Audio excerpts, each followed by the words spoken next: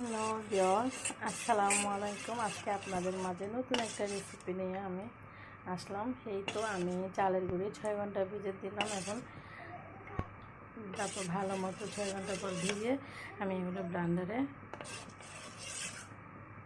গুঁড়ো করে নিলাম।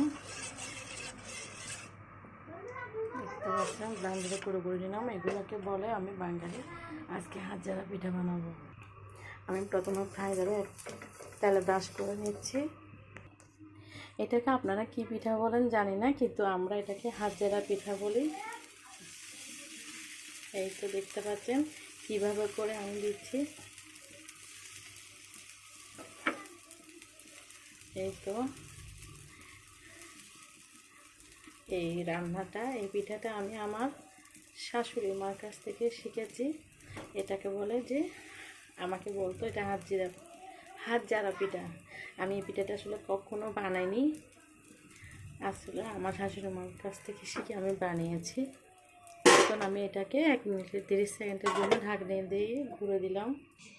এই তো আমি 30 সেকেন্ড পরে আসলাম, আমার পিঠাটা এর মধ্যে হয়ে গেছে। এটাকে আমি ঠিক এইভাবে করে এবং অনেক সহজে এই পিঠাটা বানানো যায়। দেখছেন, এই তো দেখতেছেন আমি এক এক করে 3টা বানালাম এবং এইভাবে করে আমি সব পিঠাগুলো বানিয়ে নিচ্ছি। আপনারা দেখতে থাকুন। আমি আপনাদেরকে সুবিধার্থে 8টা বানিয়ে দেখাচ্ছি। একটু তেল ব্রাশ করে নিলাম।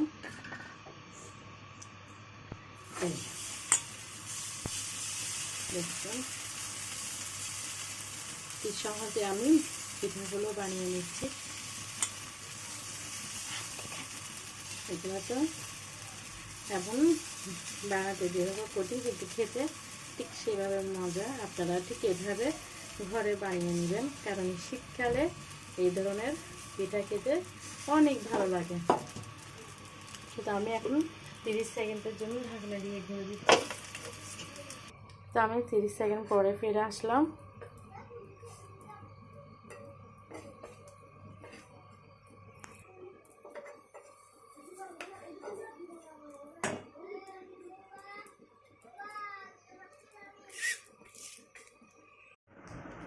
এই তো ফাইনালি আমার হাজারা পিঠা রেডি হয়ে গেছে। চালের গুঁড়ির ব্লেন্ডারে তৈরির হাজারা পিঠা রেডি হয়ে গেছে।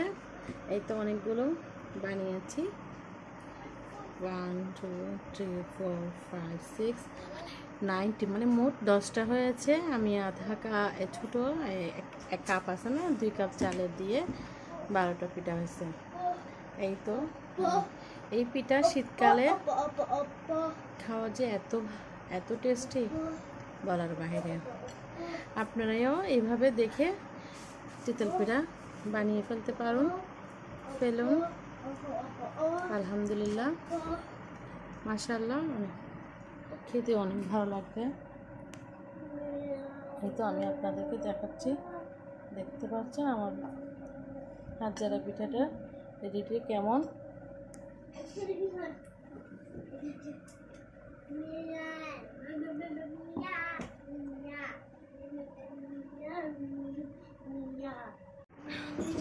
আমার এই হাজারা পিঠা যদি রেসিপি আপনাদের ভালো লাগে, তাহলে আমার ব্লগটাকে অবশ্যই, আমার এই রেসিপিটাকে অবশ্যই শেয়ার করবেন এবং সাবস্ক্রাইব করবেন।